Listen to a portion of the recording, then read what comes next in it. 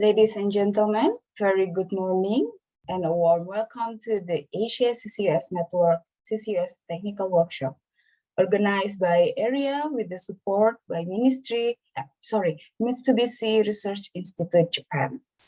I am Diane Lutfiana, Research Associate of ERIA and Asia CCUS Network, and I will be your MC for today's workshop.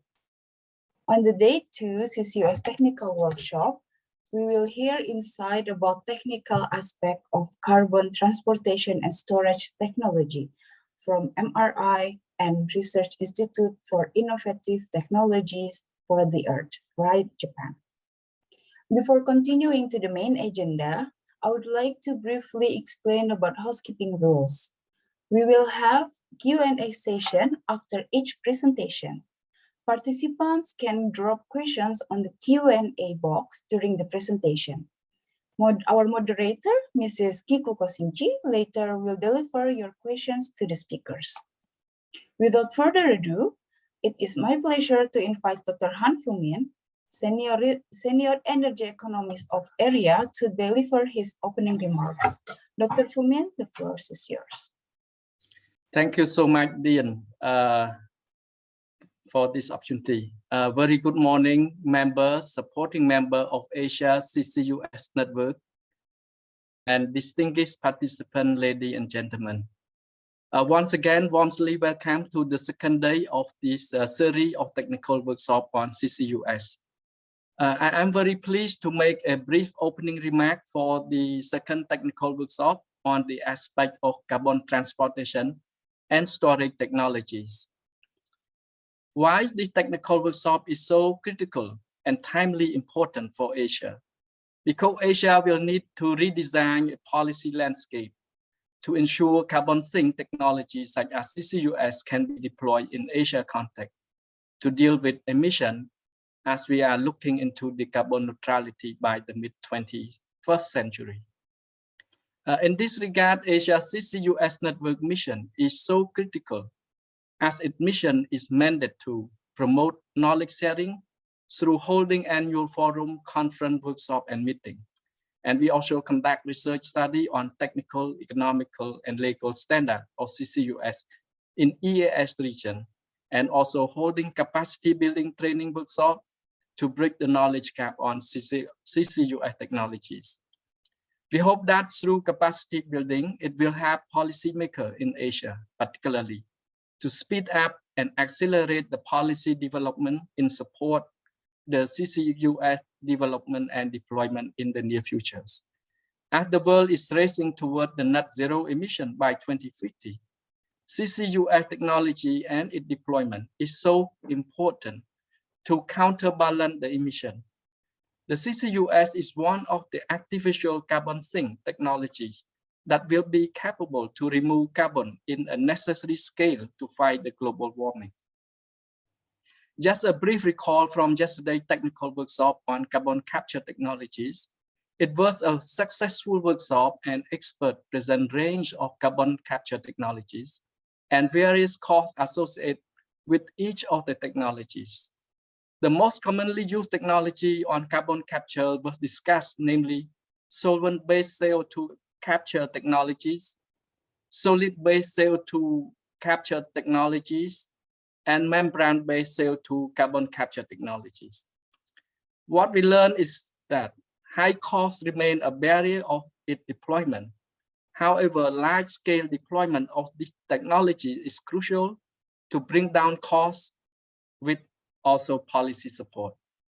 Today, we are going to have another technical workshop focusing on CO2 transportation and storage technology, which are crucial in the CCUS value chain. As with the Asia CCUS Network Secretariat, we will continue to organize such technical workshop as part of capacity building training to bridge the knowledge gap on CCUS. We believe that in supporting the development of CCUS policy, technical experts in Asia will need to understand the technical aspect of the CCUS. And we hope that today's technical workshop will enhance technical understanding on these CCUS technologies.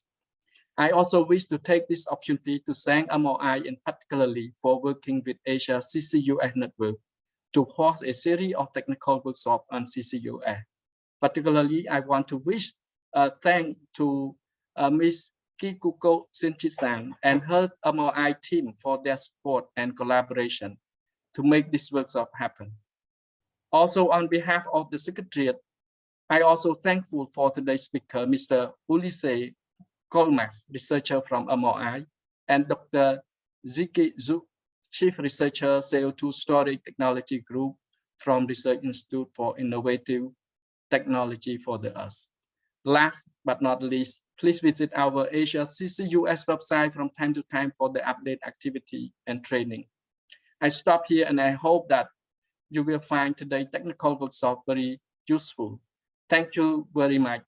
The floor back to Diet. Thank you. Thank you very much, Dr. Phoumin, for your opening speech. Let's continue to the next agenda.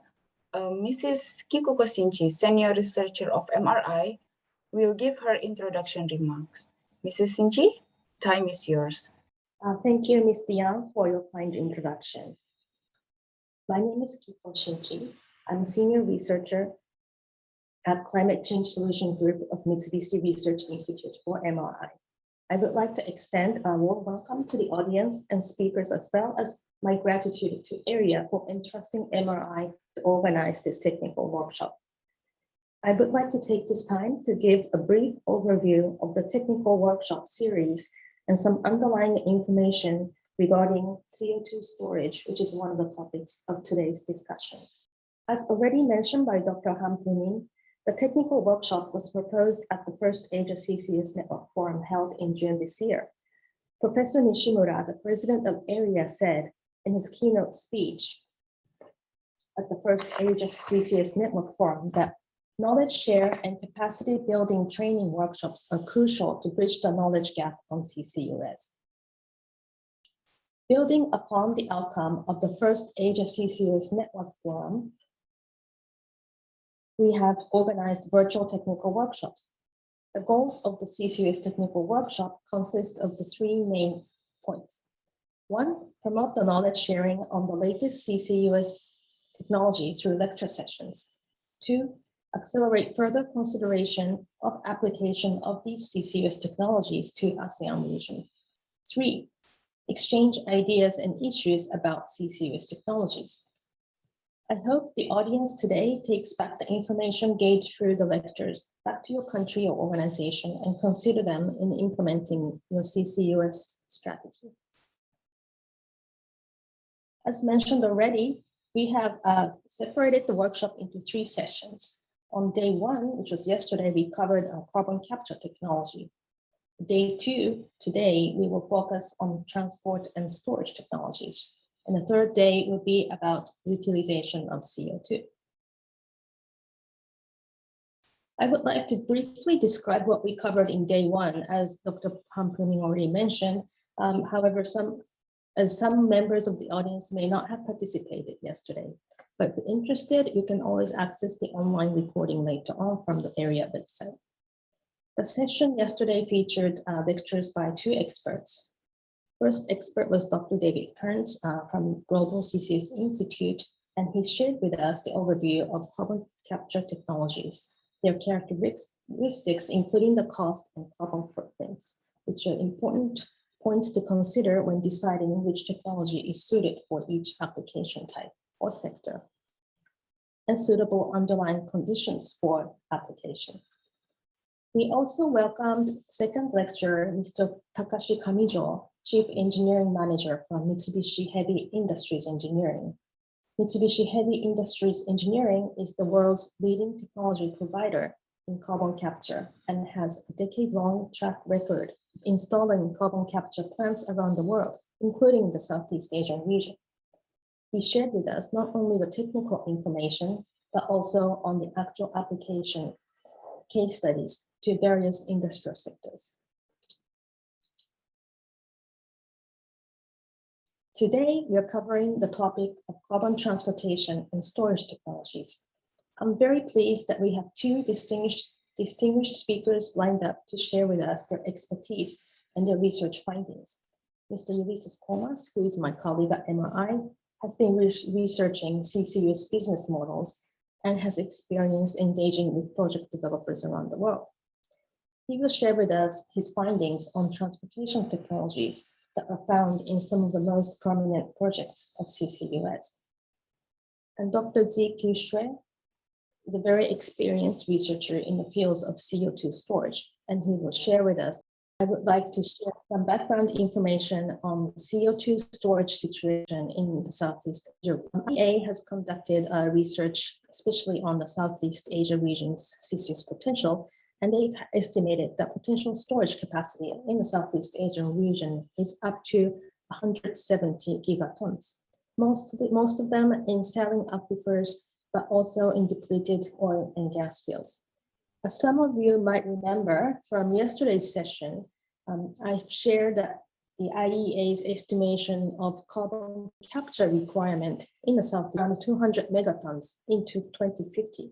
So 170 gigaton of storage exceeds the amount that's needed to be stored.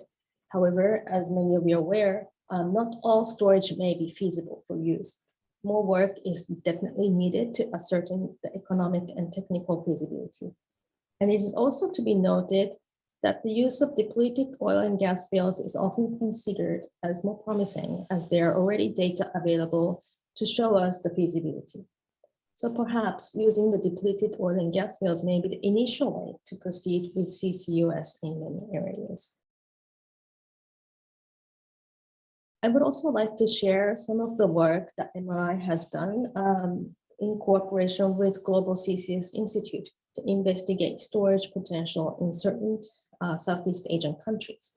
For example, based on a study on Indonesia, we found that reservoirs in Indonesia are located near developed already depleted gas and oil fields, and access from mining plants and oil refineries, the major CO2 emitters, is relatively good.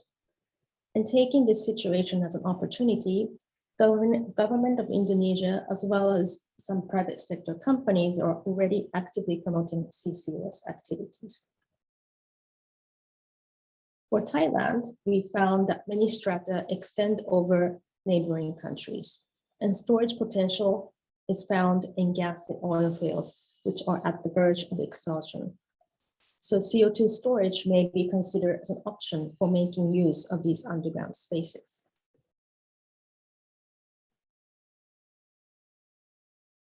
And another example from the storage study is on Vietnam, where we found that most storage is found in deep saline reservoirs. However, some is also found in depleted oil and gas fields. So you can see that storage potential exists in many countries to a certain extent, especially in those countries with oil and gas fields. However, a lot of data and information are still missing, especially from countries without oil and gas fields, and further research is a task that remains to be addressed.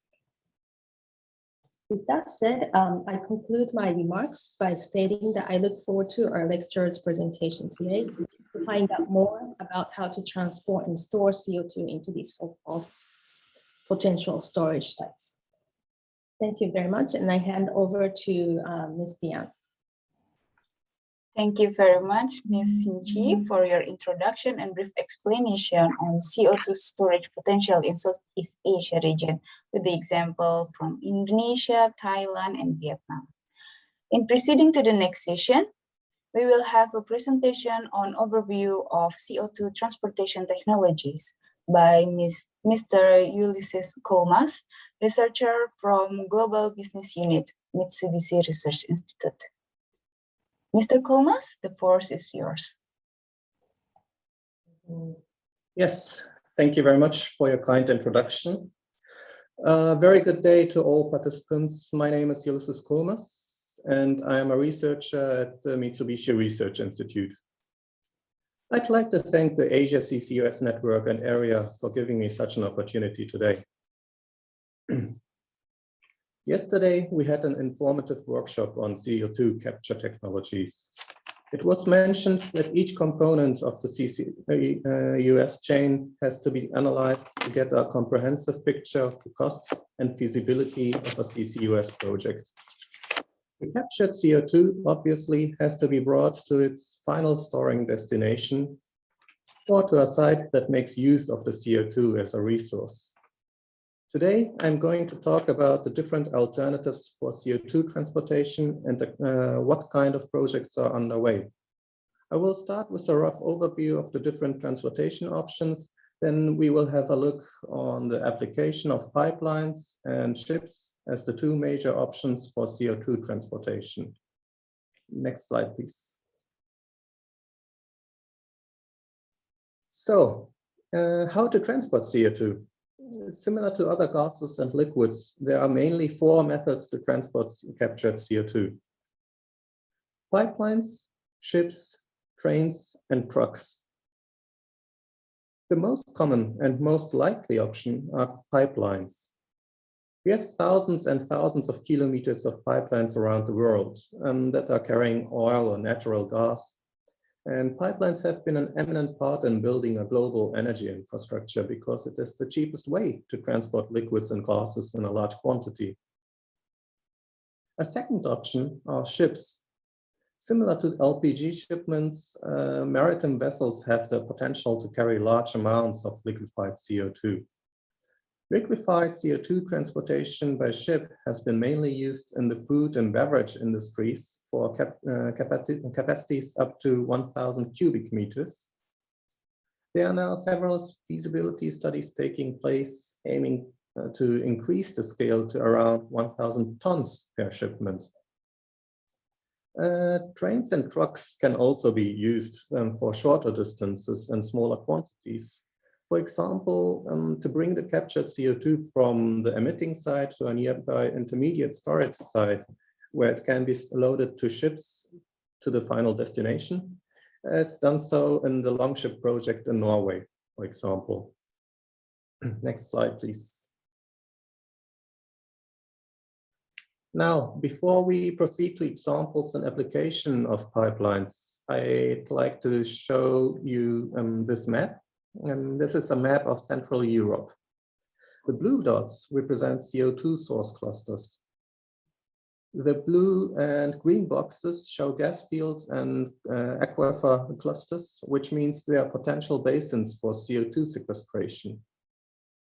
You can see there's a very dense distribution of source clusters in the Benelux region, so in the Netherlands, Belgium, and Luxembourg region. But the other blue dots aren't too far away either. You can also see multiple basins in the North Sea, which are relatively easily accessible. Keep this in mind when we are going to talk about pipeline transportation and shipping. Next slide, please. So we already talked about the fact that pipelines are the primary option when it comes to transporting large quantities of CO2. Are there any CO2 pipelines already in action? Yes, there are. CO2 pipelines are already in use for the transport of CO2 to enhanced oil recovery sites, so EOR, the biggest share of it being in the United States. In Europe, there are now multiple studies underway to evaluate the possibilities for a cross-border CO2 and hydrogen network. This long scope target will be to connect many of the blue dots shown on the previous map. Large ports like Rotterdam and Antwerp are CO2 source clusters themselves. At the same time, these locations also have the capability to become CO2 hubs that collect CO2 from various emitters and redistributes it to storage locations. On medium term, the efforts are focused on individual projects. A big example is the Dutch project Portus Rotterdam. It aims to transport CO2 from industry of the surrounding area of the port of Rotterdam and store it in empty gas fields beneath the North Sea.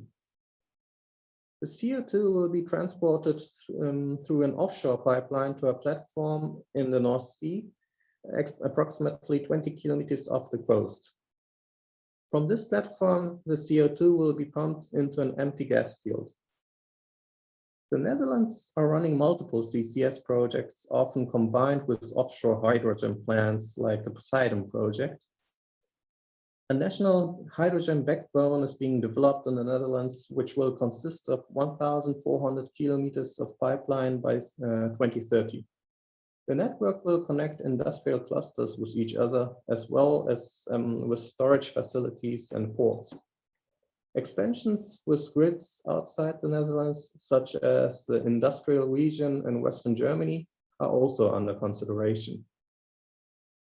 85% of the backbone is expected to consist of reused gas infrastructure. We are going to talk about this later. The Belgian project, Antwerp at Sea, however, is investigating the possibilities of CO2 transport to Rotterdam by pipeline or to Norway by ship. The EU has added cross-border CO2 transport networks to its list of projects of common interests, the so-called PCIs, in 2017. There are now 6 such projects linking the UK, the Netherlands, Norway, Belgium, and Ireland that are financed by the Connecting Europe Facility Scheme. Next slide, please.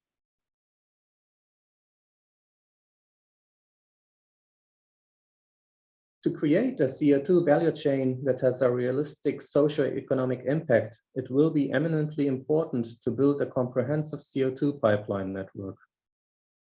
However, the development of a transport and storage network for CO2 will require large upfront capital expenditure. Onshore and offshore pipelines, injection wells, storage sites, and compressor stations are all components that need big investments. There are several studies that are evaluating the possibilities of using existing gas pipelines for the transport of CO2. The UK is quite active on this matter, with multiple projects adopting this idea. The ACON CO2 sapling project in Scotland is one of those projects that focuses on reusing petroleum assets. It plans to repurpose over 400 kilometers of existing offshore pipelines. In further phases, it will also try to repurpose existing onshore pipelines to connect Scotland's central belt emissions. The long-term perspective is to create a large-scale CO2 storage hub with hydrogen production, covering not only big parts of Scotland's emissions, but to be part of an international CO2 storage network across the whole of Europe. Like the project in Antwerp, the ACON project is also a European project of common interest, a PCI. Next slide, please. Now the question is, why can't we just use the existing pipelines in the way they already exist? Well, there are some risks and challenges. The major one is the difficulty of managing a pipeline system for a multi-source network. You have to imagine that each capturing plant that gets access to the network has a different quality or purity of CO2. Some sources might have a continuous flow of CO2, other might be intermittent. This means a high complexity is required to sustain a stable pressure and flow rates within the pipeline system. A resilient pipeline system that can cope with the changing capacity has to be designed. This includes intermediate storage sites that give the network a margin to work with, to balancing the whole flow. On the emitter side, quality specifications for the injected CO2 has to be defined to ensure a minimum level baseline. And next slide, please.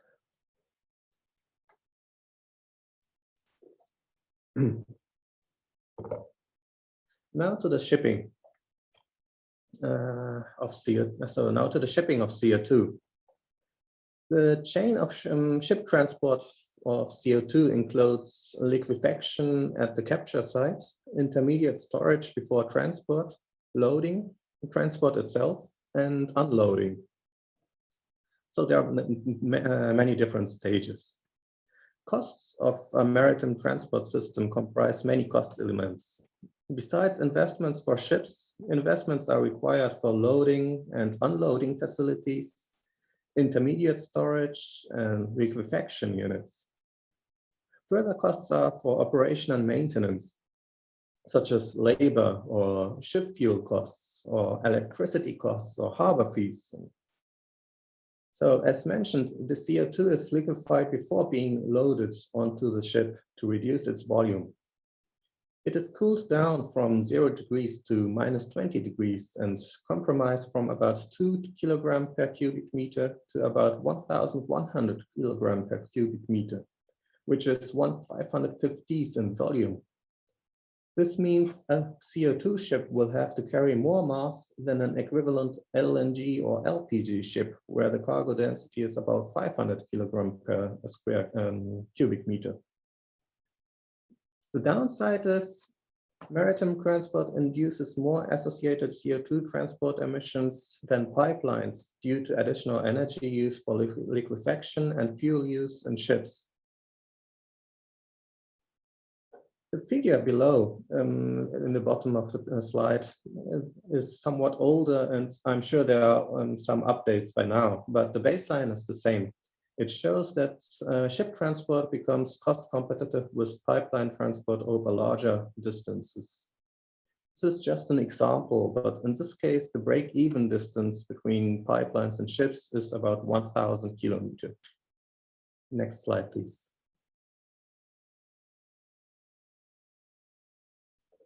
After transporting the CO2 by ship from the emission source to the storage site, the CO2 must be unloaded.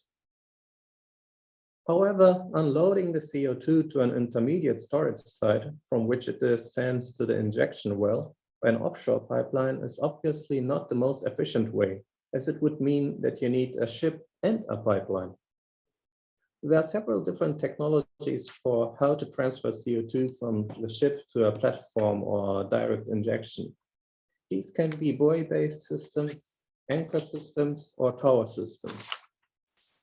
The CO2 transport demonstration project of Japan's Ministry of Environment is conducting large-scale testing with an injection ship that is connected to the injection well with a mooring rope and a riser pipe. Transportation ships can dock on to this injection ship, from which the compressed CO2 is directly injected to the well. Next slide, please. Now, what are the technical challenges for shipping CO2? As explained earlier, the liquefied CO2 is transported at about -20 degrees. It is, however, not feasible to inject below the freezing temperature in seawater, which is -1.9 degrees. This can result in freezing and damaging the pipe. It will be excuse me. It will be necessary to heat the CO2 to a sufficient temperature. This, on the other hand, requires extra equipment on the ship or at the injection site, which obviously means extra costs. It also requires additional energy, inducing even more CO2 in the transportation chain. What can or should be done to battle this? An intermediate offshore storage site as a buffer that can also manage the CO2 condition could be included to the transportation chain. The injection ship tested by the Ministry of Environment will probably be such a thing. It will also be important to analyze the total energy consumption and optimize the transportation chain from the point of energy efficiency. Next slide, please. So now we are coming to the summary part. And what can we say as a summary? The main mission will be to scale up the whole CO2 transportation infrastructure. The development of CCUS is still very project-based. There is no global or even a national level CO2 infrastructure yet. To create a CO2 value chain that has a realistic socio-economic impact, it is inevitable to scale up the transportation network. Comprehensive pipeline systems that enable permanent and cost-effective cross-border transportation of CO2 would not only reduce the operative costs of individual CCS projects, but it will also increase the value of CO2 as an asset for possible utilization. Maritime vessels that can carry large volumes of CO2 will be key to connect emitting sources and injection sites over a long distance and will add flexibility to the logistics of CO2. Well, that's it already from my side. Thank you very much, and back to you, Jian. Thank you very much, Mr. Coulmas, for your presentation. So I will let Mrs. Shinchi to be our moderator for Q&A session. Please, Mrs. Shinchi, the floor is yours. Thank you. So far, we have just received one question. So if any other member of the audience has questions, please put your questions in the Q&A box. And we received one question on repurposing the pipeline. And the question is, it is repurposing the existing asset is naturally an appealing idea for government and society in general. However, I think as already mentioned by Ulysses, there are some challenges involved in that. And existing projects such as Northern Lights and CarbonNet have avoided the use of repurposing the pipeline. And Ulysses, do you know any other industrial scale project that has made use of the existing infrastructure? Yes, thank you very much for your question, Diego. Yes, as you said, Northern Lights or CarbonNet avoided that option. And as explained in my presentation, Acorn in Scotland is one example. Another one is also in the UK at the East Coast cluster. They are also focusing to try to reuse the existing pipelines or existing platforms. The projects in the Netherlands, and they are also trying to at least reuse the platforms and partially to reuse pipelines, as far as I know. Well, in Portos, they are also building a totally new pipeline to the injection well, but I think the idea when extending the network, as said, to connect the several industrial clusters, they are aiming to reuse and yes, to repurpose those pipelines that already exist and that they are not actively in use at the moment. But well, as you maybe know by yourself, those projects are still in development phases. So we will see how it goes. But at the moment, those are the projects that I am aware of that actively try to utilize those existing assets. Thank you, Ulysses. We are now receiving a couple more questions, and I would like to move on to the next one. Next one is on the regulation regarding utilization of the pipeline for CO2. And the question is actually, is it possible to elaborate more on some common regulation issues that is to be expected within Japan? However, Ulysses, maybe the answer does not need to be limited to cases in Japan. If you have any information regarding regulations for CO2 pipelines in other countries, maybe perhaps you can share with us. Well, even there you've hit me at a weak point. I have to admit that I'm not so aware of the regulations regarding the reusage of pipelines and in Japan or in other countries. The questions, of course, about avoiding leakages and to, as said, to cope with the multi-flow network. But I'm not very aware of what kind of regulations are there right now. It's usually based on the existing petroleum regulations but I think in many cases they are still, how do you say, still evaluating the situation and how to cope with.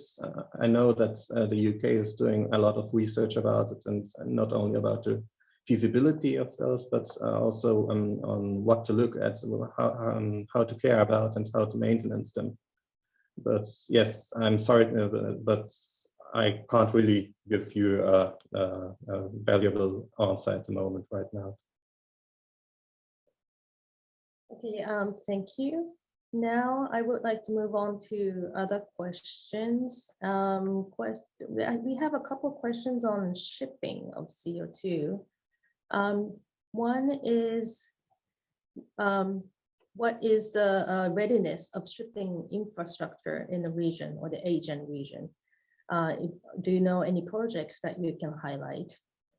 And another shipping question is, it's a more technical one. How is pressure maintained during transfer of CO2 from ship to storage reservoir to avoid a phase change? Ulysses, perhaps you can address these two questions on shipping. Well, projects, yes. There has been just recently announced a project by Mitsui, I think, and K-Line. It's a well, it's a larger project of several participants that are conducting studies to try exactly that, what I mentioned, to scale up the ships to sizes of about to cargo for about 1,000 tons per shipment. And well, it's obviously a Japanese-led project with multiple participants, larger companies such as Mitsui and K-Line, and I can't name all of them right now, but yes, there are existing and active feasibility studies. Also, the one for the Ministry of Environment in Japan. This is also part of the project, obviously, to look at the feasibility of carrying ships not only to the injection, but on the offshore unloading and of the carrying of the CO2 by shipment. I'm not sure if there are any other projects that stand out at the moment in the Asian region. I know that Northern Lights is, of course, looking for shipment options in Europe. But well, else, yeah, maybe I have to disappoint you a little bit, but those are the projects that I'm aware of at the moment right now. And regarding the pressure, yes, sorry, I'm how are they maintaining? I'm not sure if I'm the right person for that. Probably, well, to be completely honest, I can't say that.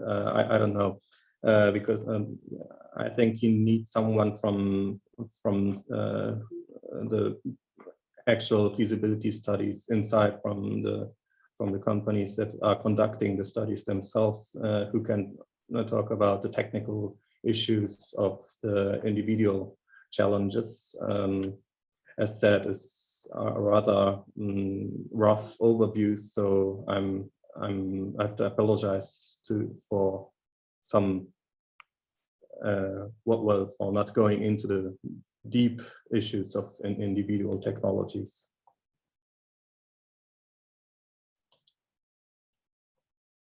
Okay, thank you, Ulysses. We also have questions on the overall carbon footprint of shipping, because transportation itself emits CO2 if you use conventional fuel for vessels. But there are efforts already to develop CO2-free shipping transportation. And how do you, in your opinion, how do you expect What do you expect in this direction? Do you think it will take a long time to realize CO2-free maritime transportation? I think there are some activities in Europe. Yes, well, there's that's an interesting question, because it's also, of course, also linked with what kind of fuel to use for the ships, and for the whole of transportation sector, the CO2 reduction is a huge challenge. So like last year, there was agreement and MMC between the Port of Rotterdam, the Ministry of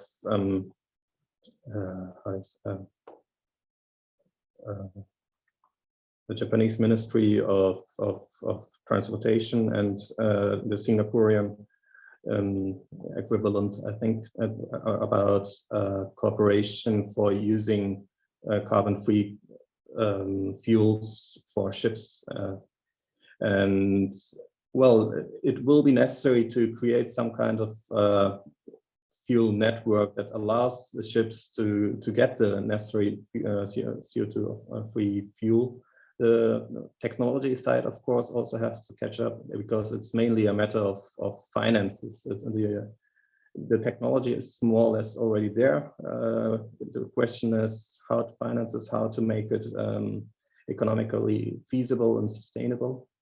So it won't be done by 2 or 3 years, and I think it's still hard to challenge it by 2030, but I think it's really a realistic option and a realistic path towards it. So in my personal opinion, I'd say 2040 is a good target to have some kind of a picture that's realistically gives you the feeling we can reach the net zero and transport logistics. I wouldn't go so far that it's done by 2040, but I think we can get some kind of a good picture by 2040. Yes. Thank you.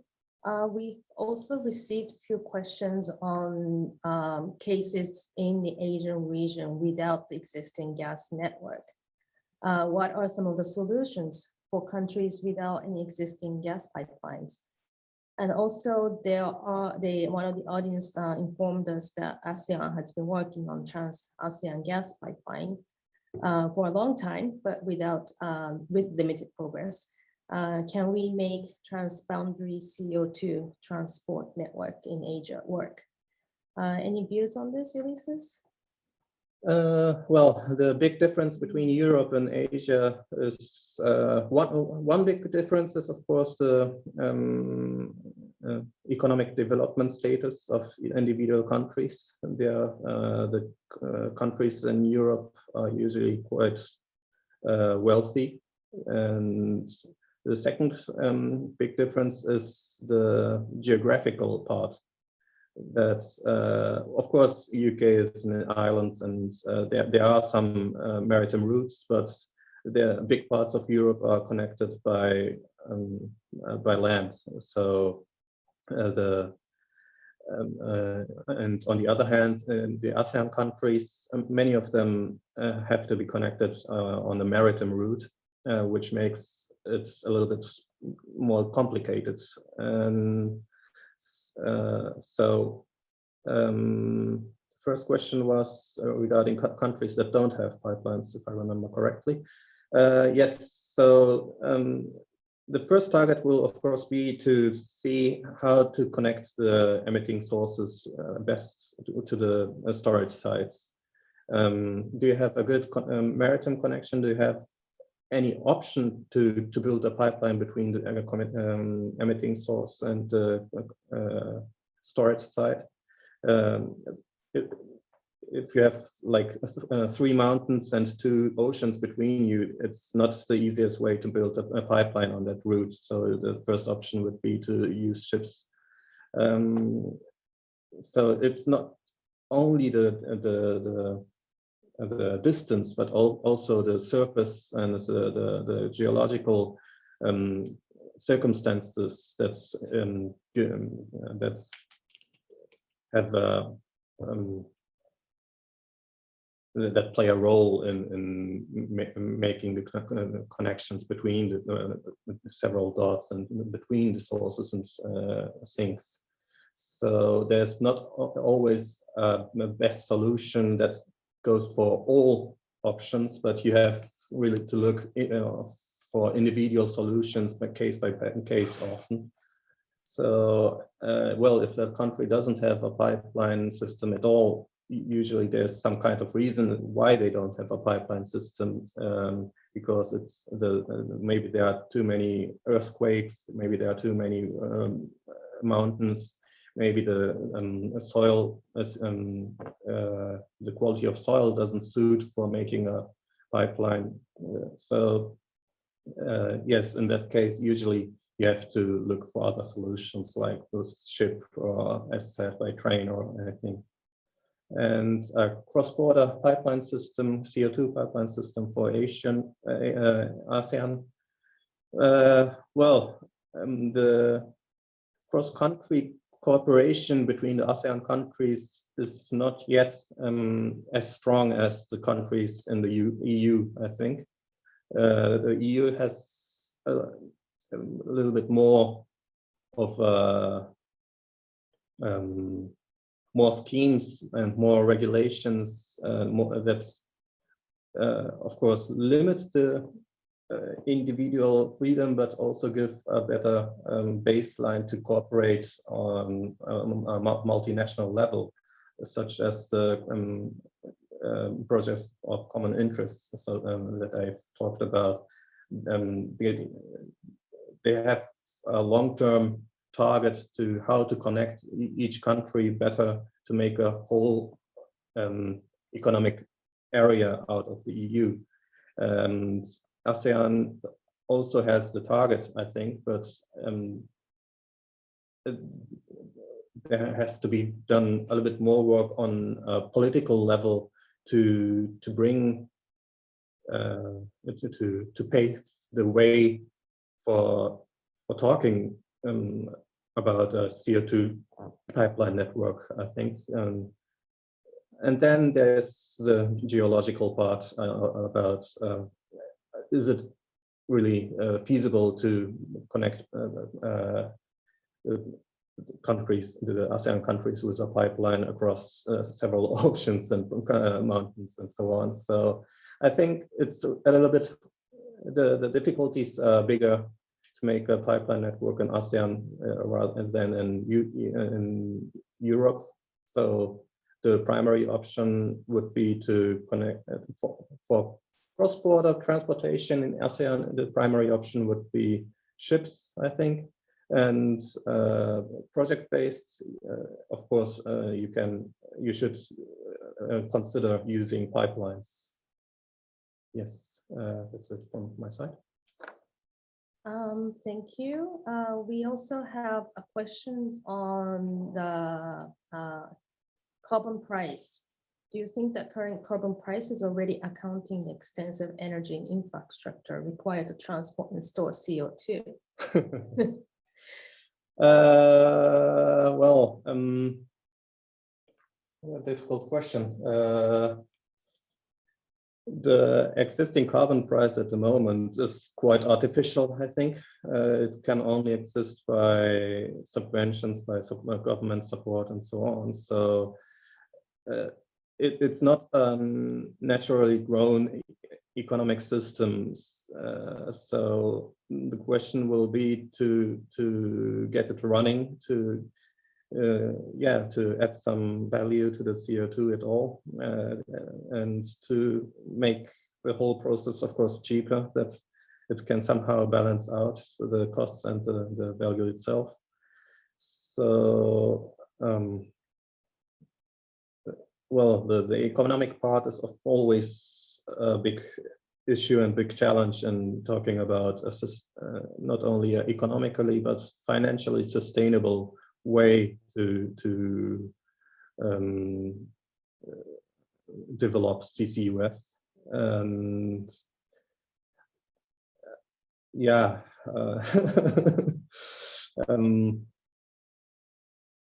sorry, the original question was if it is carbon price taken into account already, or is current carbon price taking into account all the CCUS costs?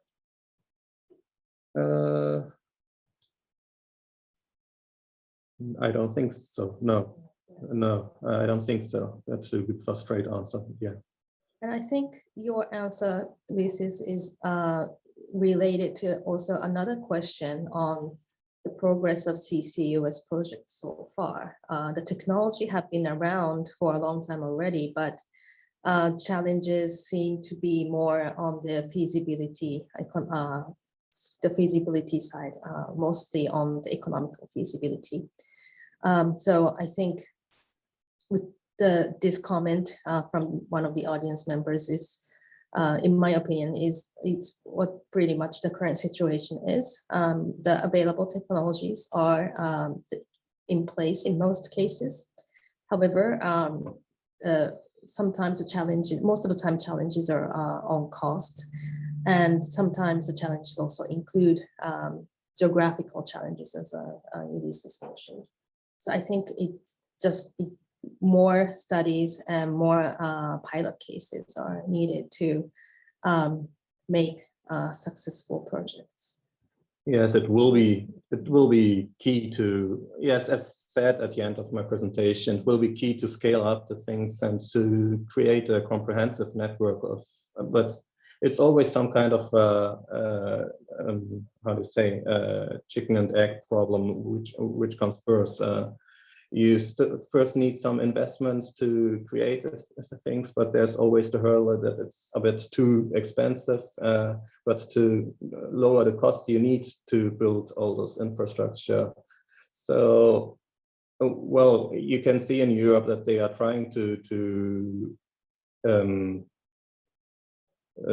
combine CCUS with hydrogen economy, so that there is some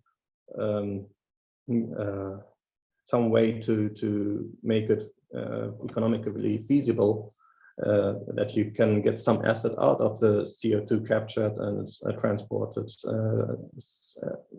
So yes, as you say, the costs are a big challenge, but you can't change it without really going into it to make big projects, to make cross-border projects, and to make cross-national cooperation and so on. Yes. Thank you. I will take a couple more questions. One question is, I think this is a good question. Besides the environmental benefits of CO2 capture, transport and utilization, what are the other benefits or incentives for industry players to push and overcome all these challenges, including the transport challenges, as mentioned already?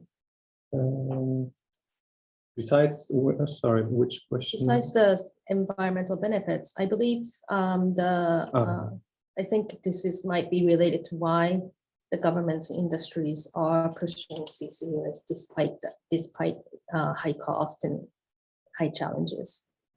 Well, what are the benefits? What are the incentives? That's actually the one of the key challenges, actually, to promote CCUS, to create additional incentives, to create additional benefits. At the moment, it's mainly the environmental benefits and the social impact of for the companies. There's of course the political and social pressure put on the companies, and there's also some economical pressure. Of course, they will have to pay fines for extensive CO2 GHG emissions. So to avoid this are the main incentives, and adding some incentives or benefits is the long-term target to, as said, to give the CO2 some additional value to make it a valuable asset that can be traded and that can be utilized for some other products. For we will probably hear about it tomorrow.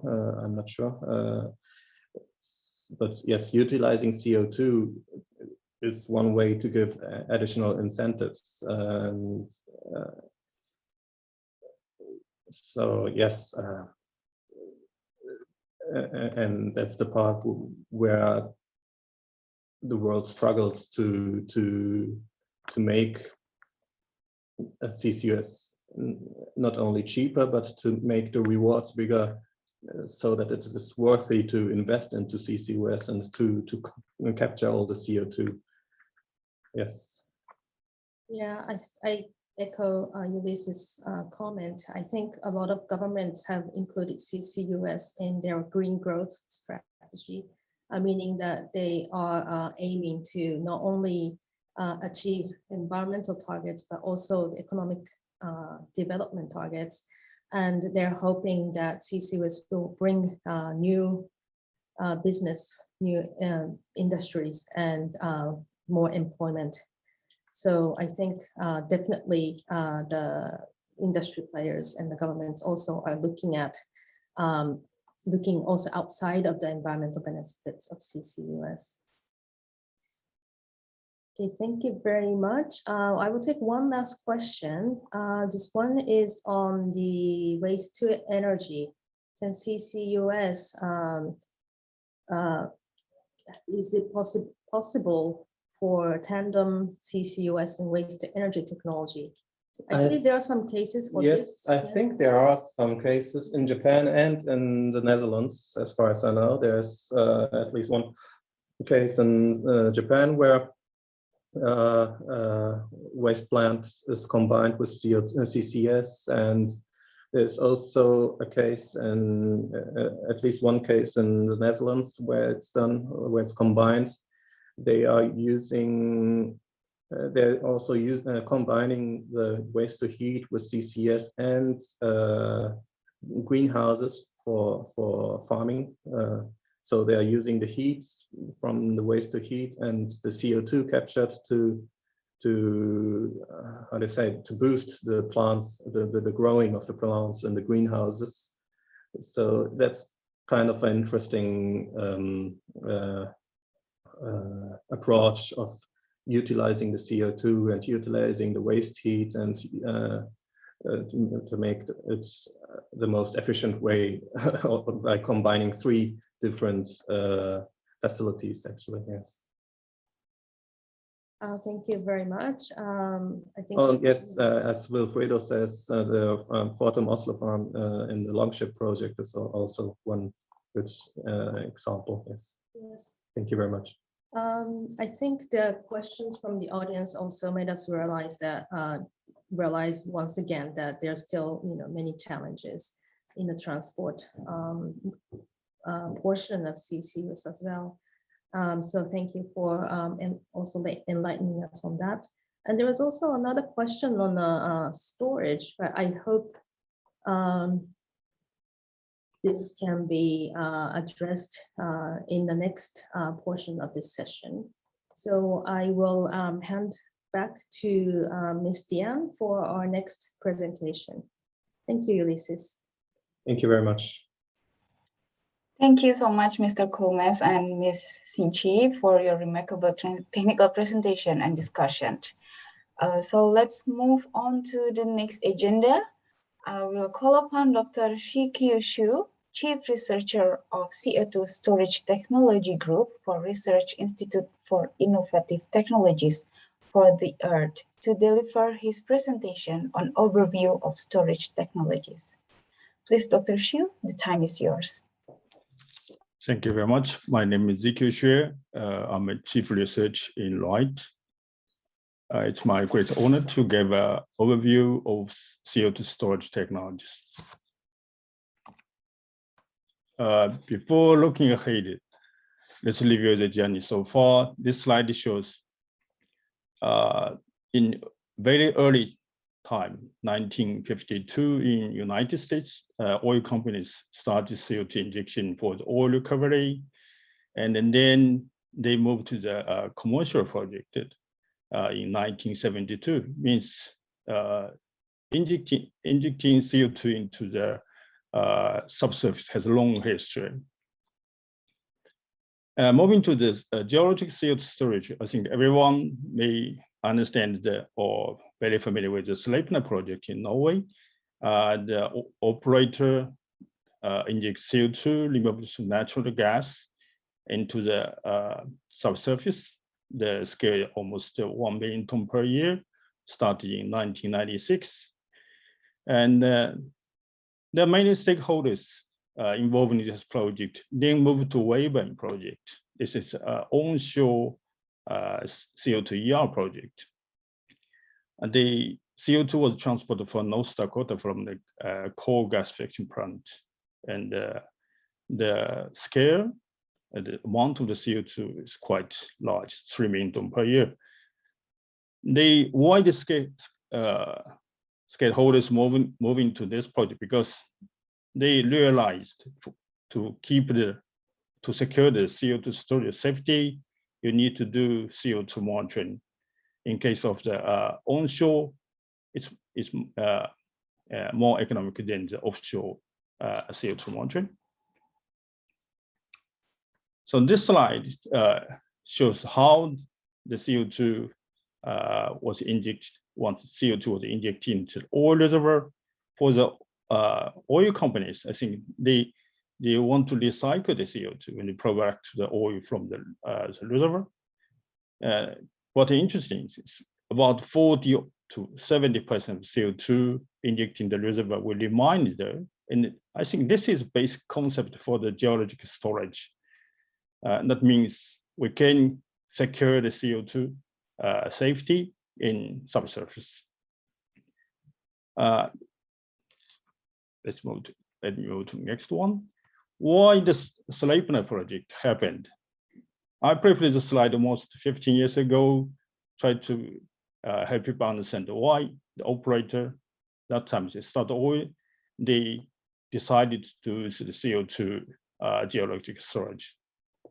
The important thing, because they already have collected very good geologic data during the gas exploration or production. That means they understand the subsurface very well.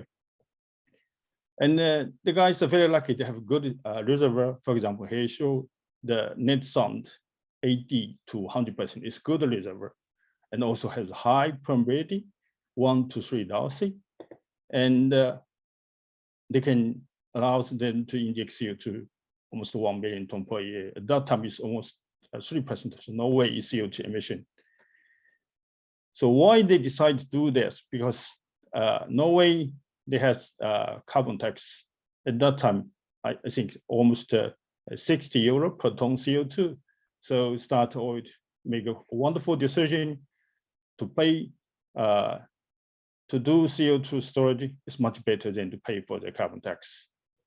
So it is said by 2030, Norway will increase the carbon tax from 60 euro to maybe 200 euro. I think 200, if the carbon tax comes to 200 euro, and more reality for the oil company to conduct the CO2 storage. And also from this project, we can say the operator, they have safely operated the CO2 injection for more than 25 years. That means we can say CO2 storage safety is a very safe option for the large scale CO2 reduction tool. Right now, look at this slide, we can say even we have a Sleipner project, good example. Also for the Weyburn CO2 ER, still we need to do a storage R&D program. It's because of many issues.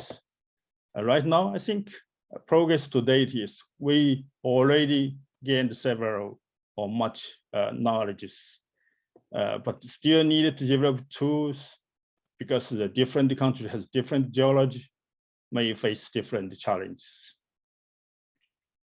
And through the RITE program, we can have a good lesson sometimes to support us for the commercial toolbox developed for the broad commercial deployment in the near future. And there are many issues or many challenges for the geologic storage. I think one thing is already discussed in previous presentation is cost. So if we say cost issue like with capture, I think for the storage community, we need to address the risk issues. Also, we have to tell people how to upscale, because I need program, the CO2 amount is basically several hundred kiloton or less than 1 million ton. Also, we need to discuss with the government about the liability. Also, we need to tell people that the storage performance is safe and economical. So I think RITE program can focus on forecast, can focus on capture, and for the confidence should be focused on the storage. Through the pilot project or demonstration project, we can learn the different or site-dependent issues. Also can allow us to integrate many technologies. We understand many technology is from the oil and the gas exploration or production, oil and gas industry, but it seems not enough for the CO2 storage safety. And then recently, people are talking about how to improve the storage options. You have good site, but if you can improve the storage options, can make this project more economical. Also, we need to perform the advanced monitoring, can help you reduce the cost for the CO2 monitoring. Sometimes I give talk at the international or domestic conference, always receive questions. Can we achieve the large scale or commercial scale CO2 storage?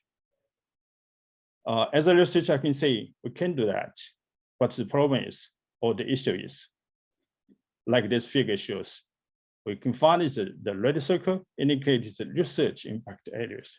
That means to make CO2 storage reliable, we need other stakeholders to work together. For example, environment, regulation, also public acceptance, like the government, from the policy, for the also needed, we need to understand the financial issues. So if we work together, we can say we can make this CO2 storage in mega scale or commercial. So second point is how to tell people the permanent storing of CO2 in subsurface. I think already we have several projects or much projects is on planning to store the CO2 in subsurface. But people always have concerns about the safety. So in terms of safety, I think good way is to tell people how the CO2 trapped in the subsurface, in the reservoir, like the trap mechanisms. And then we can say it's a longer-term issue. Can tell people about the long-term security, but still have questions. How long is enough? It's not clear right now even. But if we can answer the questions about the storage safety from the trapping mechanism, I think it's good for people to understand, oh, that's why this CO2 is safe. So today I will pick up this one, mobile phase trapped by SEER, to help understand this, the CO2 behavior in the subsurface. So this slide shows what happens once we inject CO2 in reservoir in the deep reservoir. This slide shows we inject CO2 through a wire, then reach the reservoir. It's a porous media. So the CO2 will displace the brine, existing brine in the reservoir. And another issue is because the density difference between the CO2 and the brine, so the CO2 will move to the opposite direction because of the buoyancy. And I think oil companies, particularly the gas field, they have many lessons or many acknowledgement about the residual gases issues. So here I want to show how the CO2, mobile CO2, will be stopped by the caprock. Caprock has very low permeability, can stop the gas or fluid. In RITE, we have a medical X-ray CT system. We use this CT system to visualize how the CO2 migrate in the porous media. And this system allows us to visualize the CO2 in the porous media. Also, recently, we added another point using optical fiber sensing technology to understand or to learn what happened in a geomechanical view. We select a very unique sample here. This is a photo in the wet condition. You can find it. This sample is porous sandstone, domestic core sample. The left hand, you can see the coarse grain, and the right hand is very fine grain. Then we wrapped the fiber cable on this sample, cemented the fiber cable on this sample, and sealed the sample, and put the sample into the high pressure vessel, allowed us to simulate the pressure and temperature condition in subsurface. So CT can tell you what happens within this core sample, particularly for the coarse grain, like reservoir, the fine grain, like the caprock system. So CT, look at this CT image. Oh, the left hand has coarse grain, very different with the right hand. It consists of the fine grains. The initial point for us to connect this experiment, we want to know how the optic fiber responds to the CO2 once the CO2 penetrating from the reservoir, to the caprock layer. So it's very unique sample, can help us understand the storage mechanism. So I select several images, X-ray CT images. In the longitudinal direction, as several cross sections. Once you start the CO2 injection, you can find the warm color appeared on the left hand because we injected from left hand. And see to stage 2, you can find CO2 migrate to this here, and the stage 3 come to here, and the stage 4 come to here. The interesting thing is the CO2 never crosses the boundary. It seems this part, left part, has a pore space, can keep the CO2 within the reservoir because the CO2 cannot cross the boundary because boundary is low, it has a low permeability. So it is exactly the case when we inject CO2 into the subsurface. Basically, the reservoir has porous media. Its porous media has enough pore space for CO2 storage, and the caprock overlying the reservoir can stop the CO2 and keep CO2 safely in the subsurface. And from the optical fiber sensing technology, we can understand what CO2 injection can cause some mechanical issue because we need to test several answers about the safety, like fault system or caprock integrators. So this slide shows the CO2 saturation profile. With the CT value, you can estimate the CO2 saturation longer excellence of the sample. This is the sample longitudinal direction. So here the color bar indicates the time is how much time for the hair. 40 hours with 60 hours is quite a long experiment. So with the time rest, you can see this CO2 saturation increased up to almost 50%. This part, and the next part is a little low, but here it's quite high, close to 60%. So the saturation tells us we cannot displace all the existing pore water. That means only half of the pore space could be used for the CO2 storage. Another half, or the rest part, still brine reminded there. So it is two-phase issues. Interesting is if you compare the profile between the CO2 saturation and the stream, because we use fiber can estimate the saturation, the stream. Basically, when you inject CO2 into reservoir, you may increase the pore pressure. That means cause some mechanical response. So here you can find saturation shows a good agreement. The profile shows good agreement with the stream profile, high saturation, high stream, and here and here.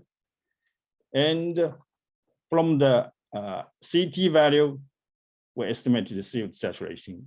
We can recognize at this point 50 millimeter beyond this 50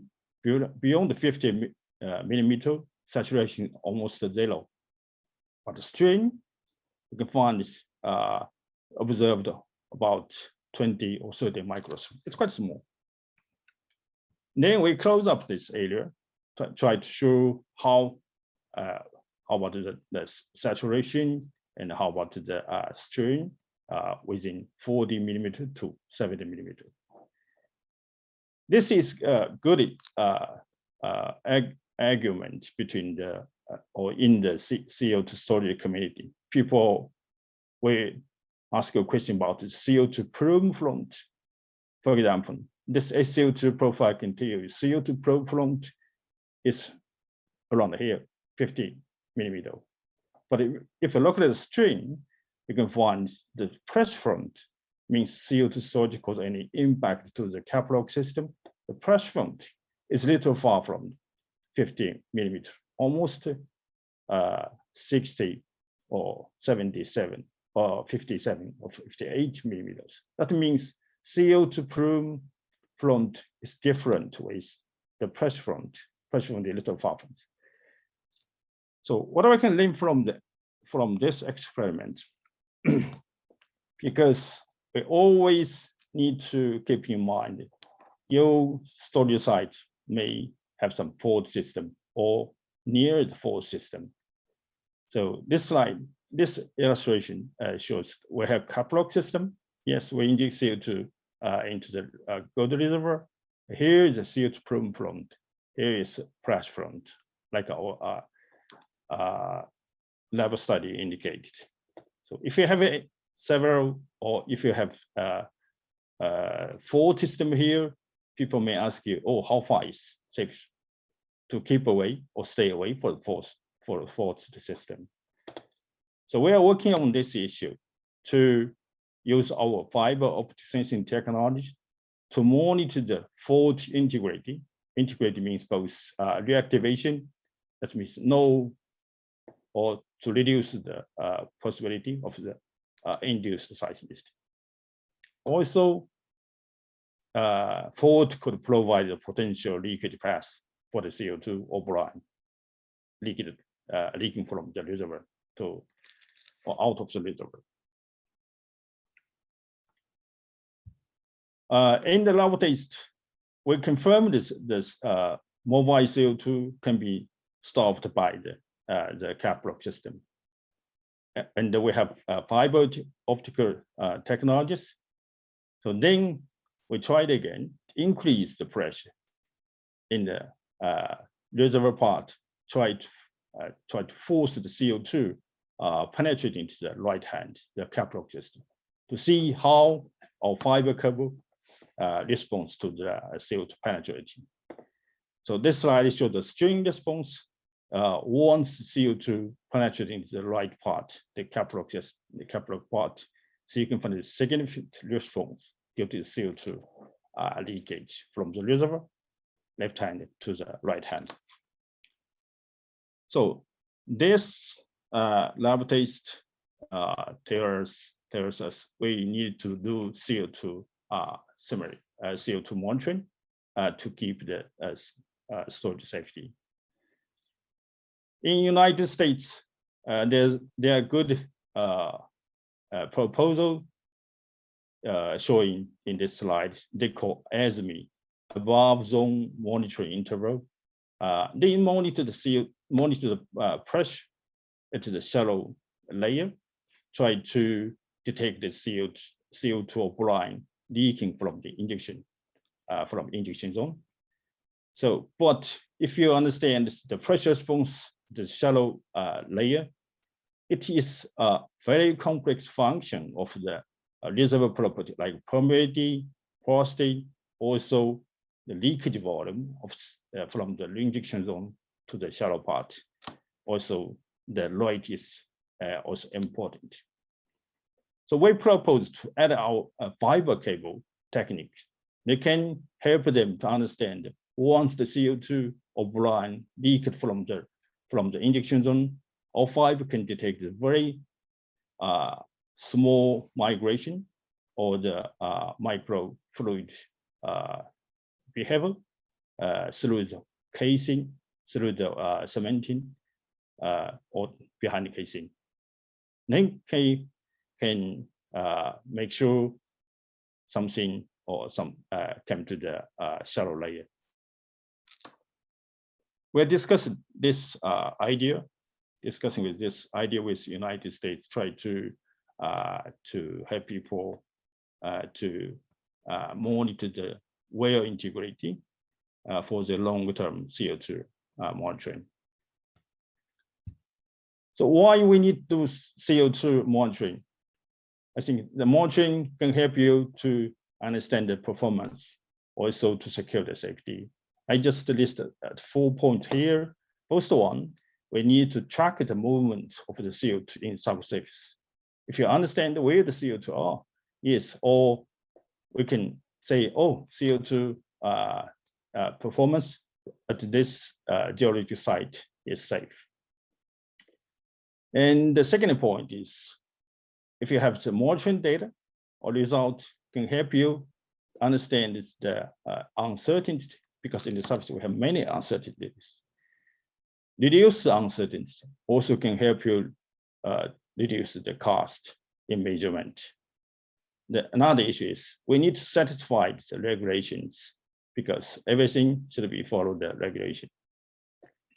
And the third point is to provide measurement and reservoir conditions for the operator to make decisions, and also can help them to process optimization, for example, to understand the uncertainty to reduce the cost.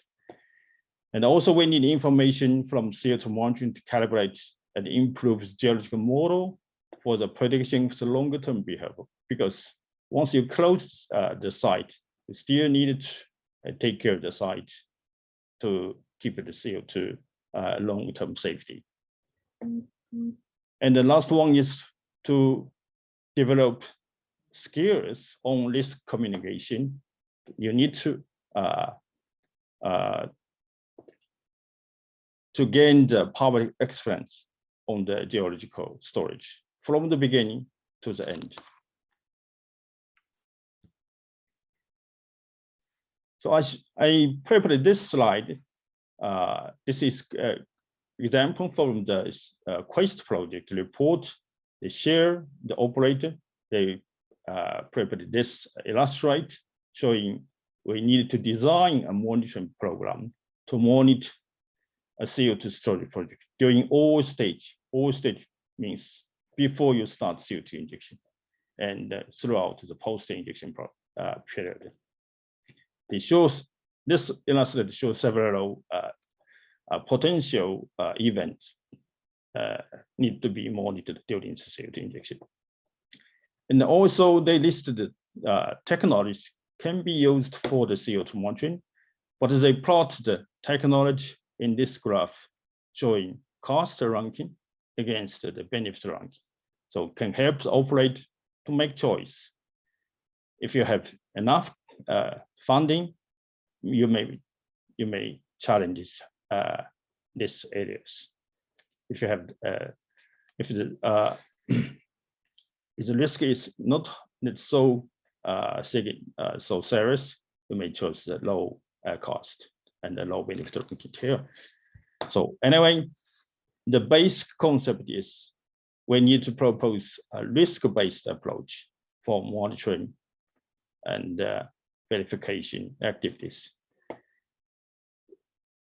You have monitoring data can help you to learn the early warning issues. For example, any breach of the contaminants, or we also with the monitoring data can reduce the risks, ensure the demand risk is insignificant compared to the everyday risk broadly accepted by society. That means we cannot say our project, the risk is zero. We may have risk, but the risk should be reduced to manageable level. That means operator can manage the risk for the safety. So I picked several slides showing how share the operator working on the waste project. This slide showing in 2015, they prepared an initial program, MMV, Measurement Monitoring Evaluation Plan. They covered all the areas from atmosphere to the geosphere. So here shows some points how share made decisions on this MMV plan. I just picked several. They said risk-based on the site specific, because different site has different potential risks. Also, the idea is for this MMV plan, they also considering about the combination of the new technology and the traditional technologies.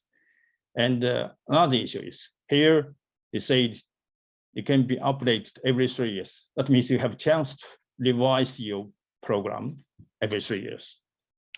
So in 2017, they changed a little on this program, and because they understand it. For the 3 years monitoring, we need to focus more on addressing the key risks, also reduce or eliminate those technologies that do not drive decisions. It means no need to do that monitoring. That can help you cut the cost for the CO2 monitoring. And the more emphasis of the downhole technology, because you have wells, it's easy to access the subsurface or to collect this information. And also the seismic planning, redesigned based on the plume expectation. They did early beginning, they believed from the oil and the gas industry, 3D seismic survey is a perfect one, but it seems have another options. In 2020, they changed the plan significantly. You can find is that the yellow color reduced from the initial plan. Let me back to this early 2015, it's 2017, in the 2020. That means they always have chance every 3 years to revise the monitoring program, and this all, of course, the plan is approved by in this case probably government. Also, they can update the risk profile. That means can help them to drive the cost down. So what I want to say from this project is, I think SHARE is doing a good job with us the Quest project. I want to say is we need creating value from monitoring. We collect the data, and then we need to say we need to do more jobs, how to address the uncertainty, how to reduce the cost. This is another point for the CO2 monitoring, not only to track the CO2 movement in subsurface. So stages of the CO2, sorry, CO2 R&D or CO2 project in Asian countries. I think this slide shows several, or show a general case should be started with pilot project and then to demonstration project. Basically, it depends on the CO2 injection rate or volume. Then move to the final stage, or the ultimate goal is for the commercialization. So right now, most CCS or CCUS, in this case, CO2 EOR project is operating. Projects are operating in United States, Canada, and Norway, and because the operator are oil and the gas companies, they can adopt many technologies or knowledge from the oil and gas production or exploration. So look at the Asia countries. I think some project in Eastern Asian countries like China, Japan, and now Australia, also the many projects launched recently. In the Middle East, it seems, but right now, less project in Southeast Asian country. And then several projects is underway or on planning in Malaysia and Indonesia. But look at this slide, we can find there are large population in Asian country. Also, we have very rapid economic growth. That means we have high growth in energy, and also we emit more CO2 due to economic activities. So this could be a good chance for the Asian country to talk about the collaboration on the CO2 storage. It's quite normal. For example, even US and Norway, they already has many experience for the CO2 storage or CO2 EOR. They still work together. For example, hey, show something. They want to realize the cost-effective solution for the full-scale CO2 storage, and they want to develop the technology in an international perspective. So I want to say it's a chance for the Asian country to discuss how to collaborate each other on the CO2 EOR or CO2 storage. This slide shows several issues about the CO2 storage. You need to characterize the storage site. We may need new methods. This slide from the collaboration between the US and Norway. They focused on cost-effective site selection decisions. I think it's, for the Asian country, we have a lot of work to do. How to select the site for the CO2 storage. Of course, different oil and gas could be the a good candidate, but they also have many challenges.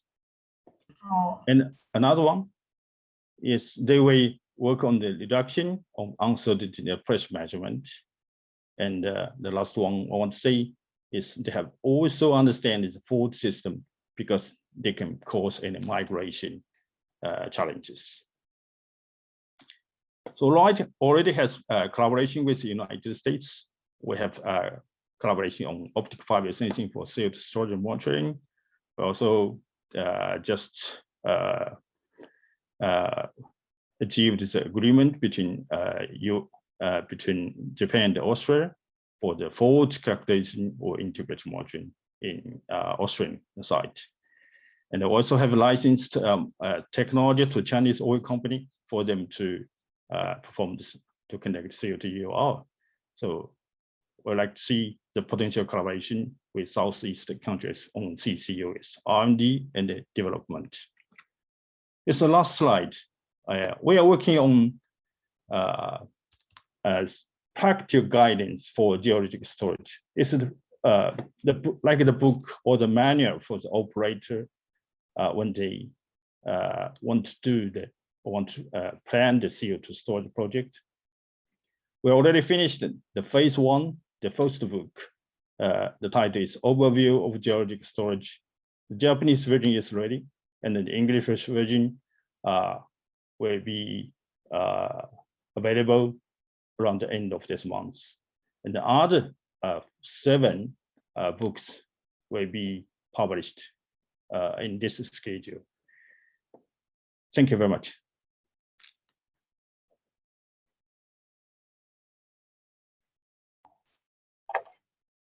Thank you very much, Dr. Xue, for your absolutely remarkable presentation. So let's move on to the Q&A session. Will be led by Ms. Shinchi for answering Q question from the audience. Mrs. Shinchi, the floor is yours.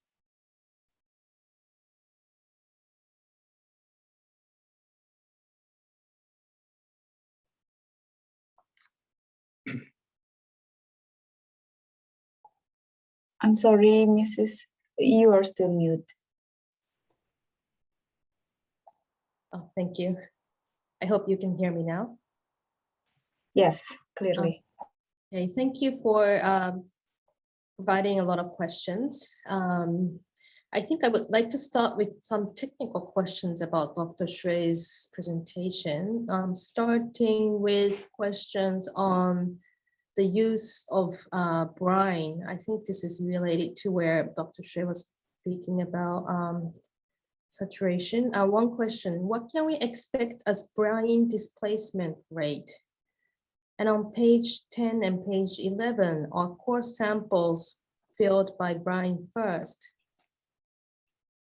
Dr. Xue, can you address these questions? Yes, from the lab test, our saturation profile indicated the brine displacement rate. So basically because in lab case, the test piece is small, the saturation would be high.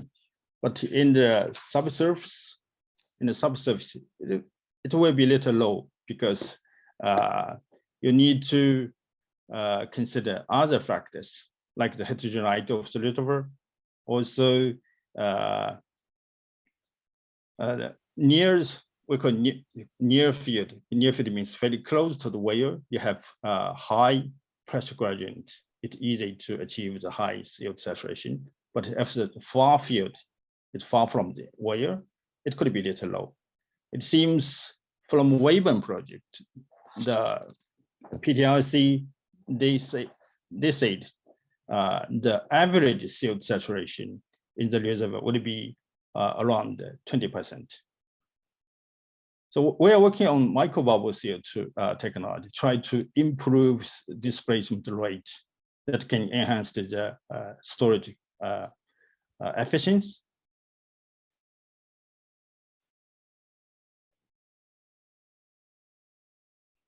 I hope I understood, answered the question.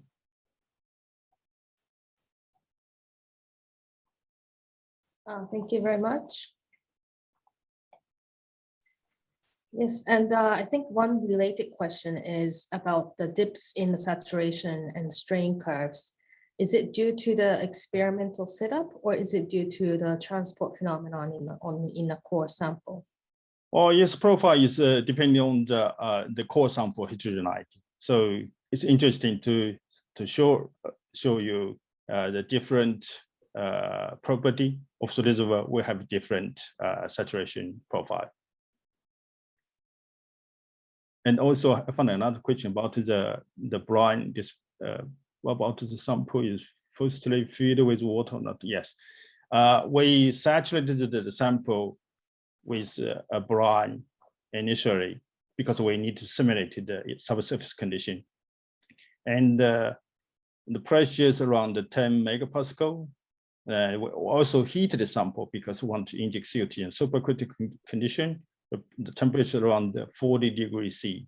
Then we inject CO2 in just a little higher than the pore pressure, like 10.5 megapascal, to keep the pressure current around 0.5 megapascal.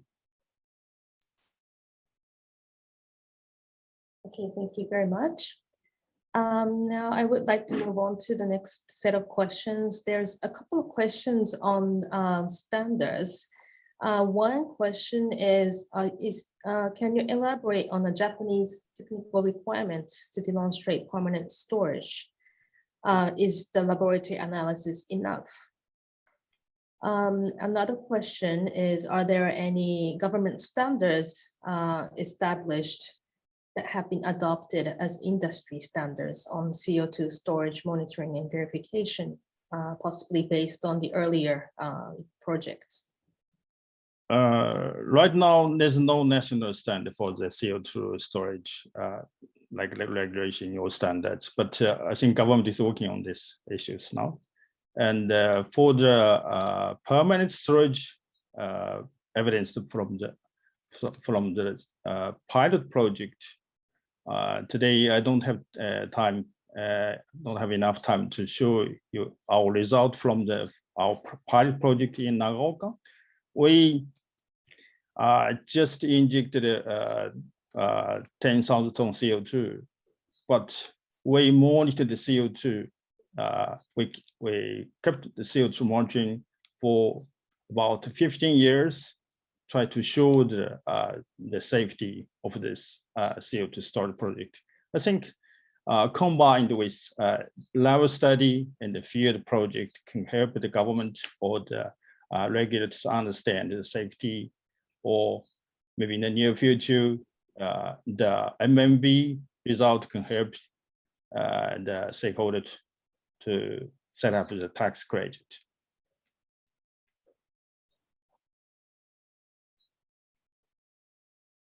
Okay, thank you. Yeah, just for the information, if my understanding is correct, there the United States has the famous tax credits for CCS projects, but Japan doesn't have a similar type of incentives just yet.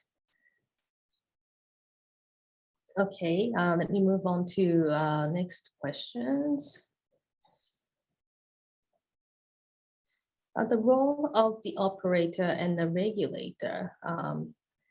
I think the question is about taking the Quest project in Australia, an example, about the independence between the operator and regulator. However, when the national oil companies are involved, such companies may act as both the operator and partly also as the regulator. What kind of challenges do you see in such situation? It's a difficult question to answer. I think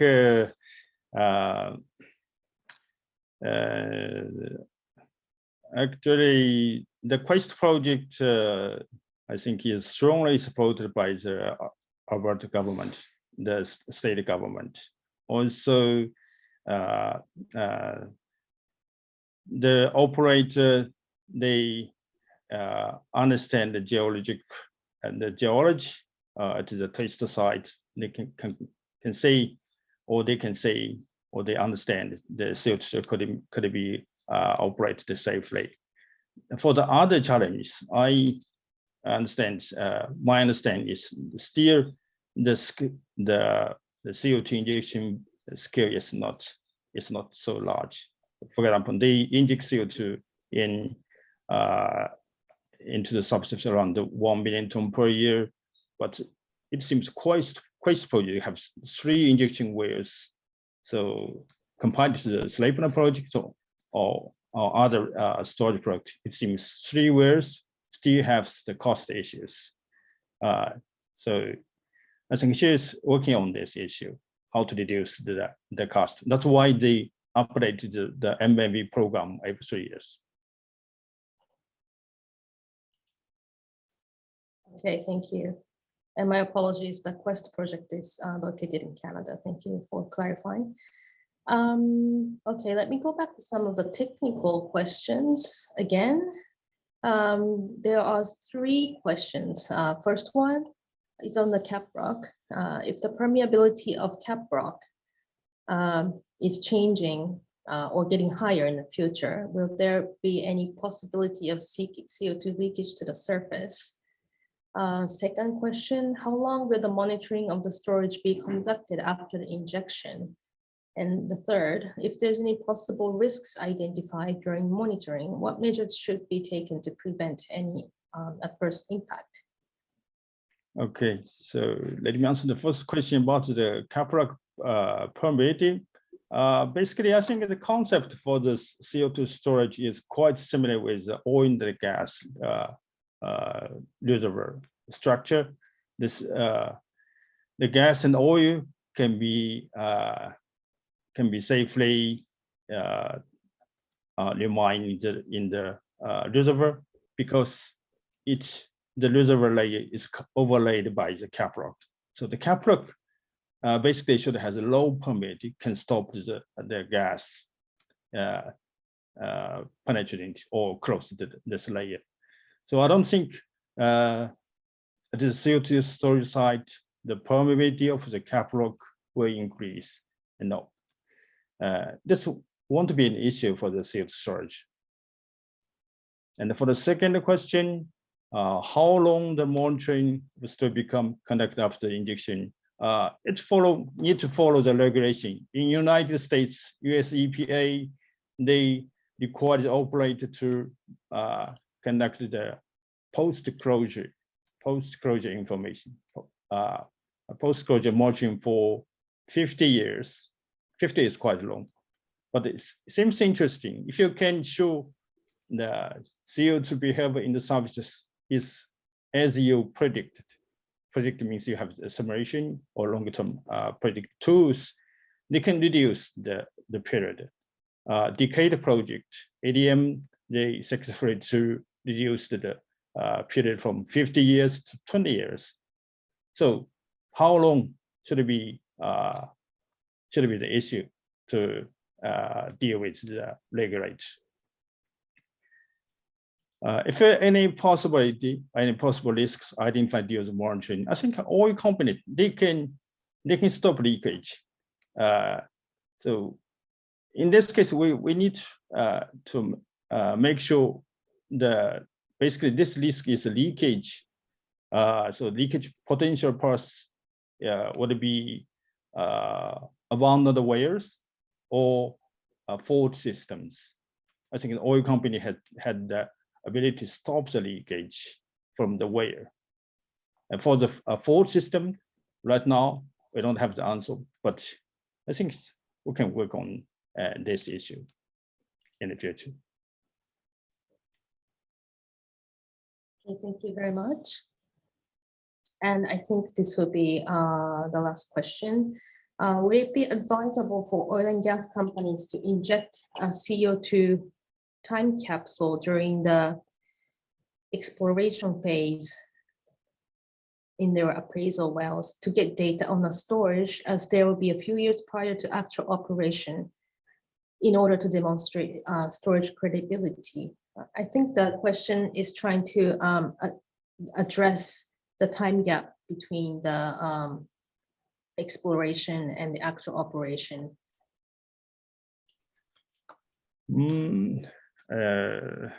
Yes, I think yes, dry wire could be used for the CO2 storage, but depending on the reservoir property.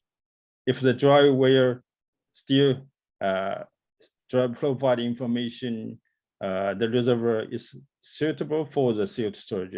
Yeah, could be use this one as the time capsule. We don't have example now right now. Okay, thank you very much. Thank you for your answering the questions thoroughly. I think we've covered most of the questions. And thank you to the audience for asking the insightful questions. I think, again, there was a lot to learn on our side as well from the questions. Okay, back to you, Ms. Dian. Thank you very much, Dr. Xu and Mrs. Shinchi, for the interesting discussion throughout the session. Before we end today's workshop, I will let Mrs. Shinchi to say a few words for closing remarks. Please, Mrs. Shinchi. Okay, thank you again to all the audience members for participating and asking a lot of insightful questions. And then big applause to the two lecturers today, Mr. Coulmas and Dr. Xue, for giving us a very thorough and informative lectures on transportation and storage of CO2. And I think from Mr. Coulmas's presentation, we've learned from a lot of existing studies and projects on how the transportation is taken into account. And although one may think the use of existing infrastructure isn't an optimal strategy, it's not always the case. And then especially the ASEAN still faces many challenges because of the lack of the adequate existing gas pipeline infrastructure, as well as limited research and studies and demonstrations on various modes of transportation. So I think we've learned a lot from existing studies, but we also learned that we need to do a lot of work in this area in terms of the Asian region. And from Dr. Xue's lecture, we learned that a lot of research is already going on in terms of the safe and secure storage of CO2. But still, we also need to consider things such as cost and the regulatory framework, etc. And monitoring regime also. So again, there's still a lot of work to be done, that especially in the Asian region, as we lack in most countries, we still lack the regulatory framework for and standards for this storage activities. Okay, with that, I would like to give you one piece of information